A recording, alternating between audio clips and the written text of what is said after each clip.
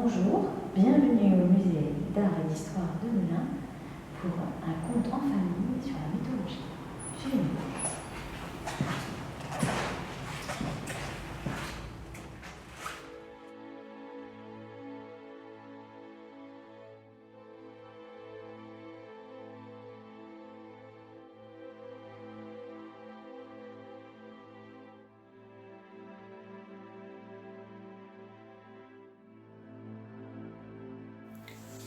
Enlèvement de Proserpine par Pluton, d'après le sculpteur Louis-Simon Boiseau.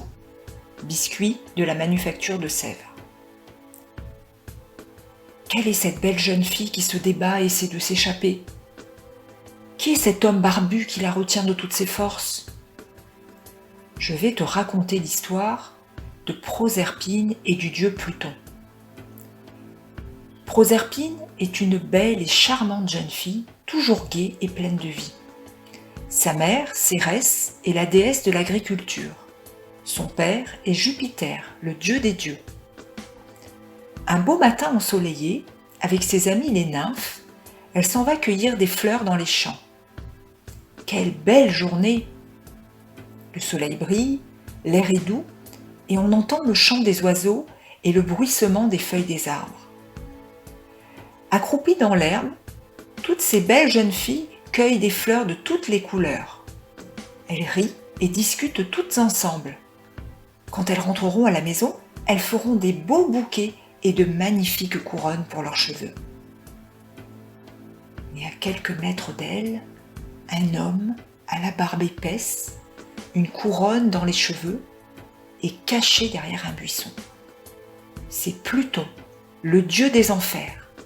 Son royaume est sous la terre, bien gardé par le chien à trois têtes Cerbère. C'est le domaine des morts. Pluton veut enlever Proserpine. Il veut l'emmener dans son royaume souterrain et l'épouser. Tout d'un coup, il bondit de sa cachette, court et attrape Proserpine. Il la soulève au-dessus du sol. Elle se débat, tente de s'arracher de son emprise, mais elle n'y arrive pas. Déployant toute sa force, Pluton tient maintenant d'une seule main la jeune fille par la taille. Proserpine porte à son front une main, comme si elle allait s'évanouir. Elle a si peur. L'autre main tient encore serrée entre ses doigts une guirlande de fleurs, alors que sous ses pieds, des dizaines de fleurs sont tombées d'un panier renversé dans cette lutte désespérée. Les nymphes sont effrayées. Elles crient, certaines essaient de retenir Proserpine, en vain. Pluton a réussi à prendre la fuite en portant Proserpine qui se débat encore. Mais bientôt, le sol s'ouvre et Pluton va rejoindre sous terre les enfers avec celle qu'il va garder prisonnière. Pendant 9 jours et 9 nuits, Cérès, la mère de Proserpine, parcourt toute la terre, cherchant partout sa fille unique adorée. Elle est désespérée.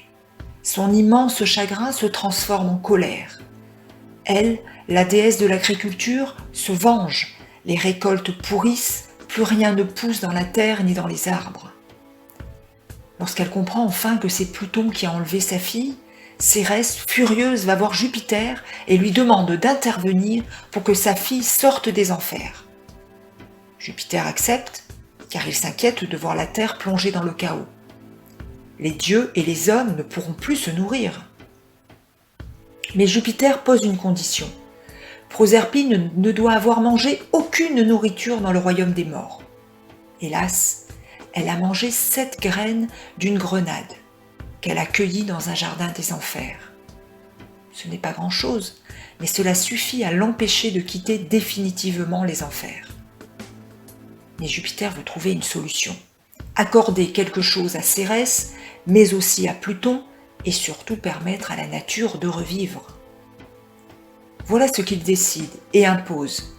Désormais, Proserpine restera 6 mois de l'année aux enfers, auprès de Pluton. Et elle rejoindra sa mère sur Terre les 6 autres mois de l'année. Ainsi, lorsque Cérès n'a pas sa fille chérie auprès d'elle, elle est triste. Alors la nature s'endort et les récoltes se réduisent. Mais lorsque Proserpine revient sur Terre, Cérès est si heureuse que la nature renaît et que les récoltes sont abondantes. Tiens, cette histoire me fait penser aux saisons. Le printemps, l'été, l'automne et l'hiver. Petite devinette, quelles sont les 2 saisons pendant lesquelles Proserpine retrouve sa maman? As-tu trouvé? Texte et lecture, Béatrice Furneaux-Bonhomme, Service des publics.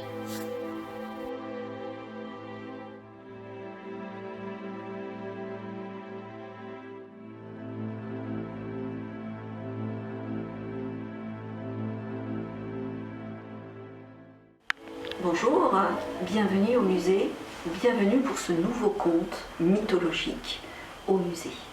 À cette occasion, exceptionnellement, nous vous ouvrons les réserves.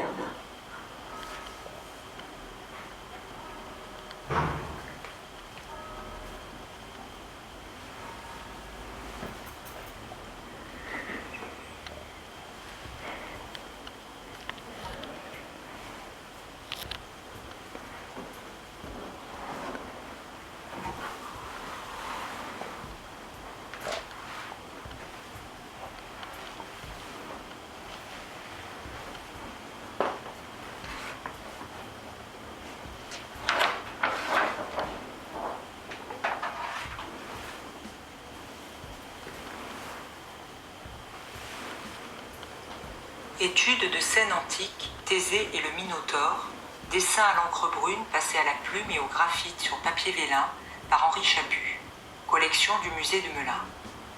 Ce dessin n'est pas sans rappeler la sculpture en bronze Thésée combattant le Minotaure d'Antoine Louis Barye de 1843, conservée aujourd'hui au Louvre. Notre histoire mythologique grecque commence à Athènes où Dédale est un sculpteur prestigieux. Il réalise des effigies de dieux qui ont l'air vivantes, douées de regard et de mouvement. C'est aussi un inventeur d'outils, le fil à plomb, la glu. Sa sœur Perdix lui demande de former son fils, le jeune Talos. L'apprenti, manifestant des dispositions extraordinaires, met au point le compas, le tour du potier, la scie. Son oncle, de peur d'être surpassé, dans un mouvement de jalousie, le précipite du haut de l'acropole. Reconnu coupable de son crime, il s'enfuit sur la mer et débarque en Crète où il se met au service du roi Minos. Minos, roi de Crète, issu des amours de Zeus métamorphosé par ruse en taureau et d'Europe, a reçu de la part de Poséidon, le dieu de la mer, un magnifique taureau blanc. Minos doit le sacrifier en l'honneur du dieu, mais il le trouve trop beau pour le tuer et choisit de le cacher dans son troupeau. Poséidon, apprenant cet affront, décide de se venger. Il jette un sort à Pasiphaë, la femme de Minos. Elle tombe alors amoureuse du beau taureau et de cet amour adultère va naître un monstre mi-homme, mi-taureau, le Minotaure. Minos, honteux, demande à son architecte Dédale de construire un lieu pour enfermer cette bête.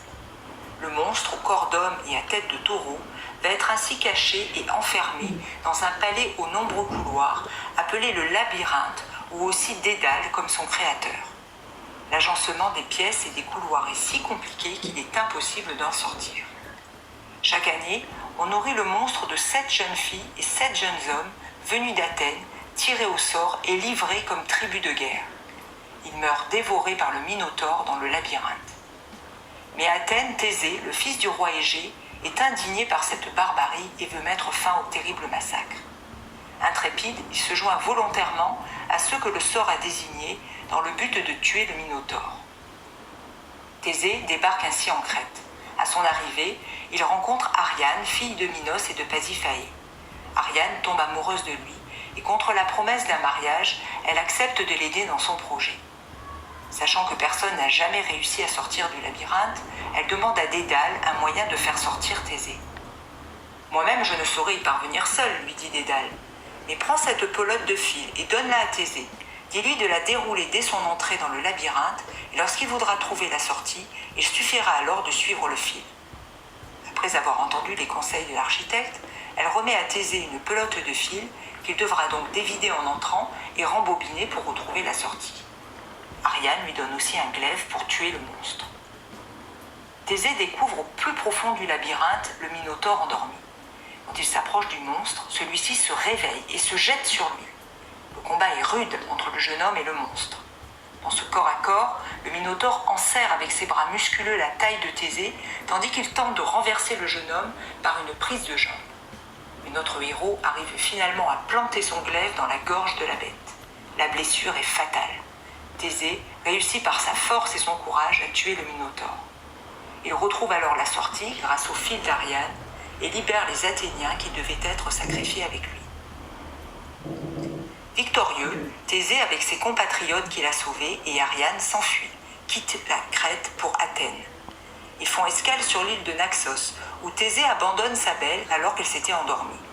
Elle deviendra la femme du dieu Dionysos. Thésée vogue alors pour retrouver son père Égée. À son départ d'Athènes, Thésée avait promis à son père, inquiet de sa dangereuse mission, de hisser des voiles blanches sur son bateau, au retour, pour annoncer sa survie et sa victoire. Mais Thésée oublie la promesse faite à son père et laisse les voiles noires flotter au vent. À la vue des voiles noires, son père, fou de chagrin, saute de la falaise dans la mer et se tue. Cette mer s'appelle ainsi la mer Égée. Thésée, héritier du trône, devient le roi d'Athènes. Mais pendant ce temps-là, en Crète, la mort du Minotaure et la victoire de Thésée provoquent la colère de Minos. Celui-ci rend Dédale responsable de la fuite de sa fille et de cette trahison. Pour le punir, il le fait enfermer dans le labyrinthe avec son fils Icare.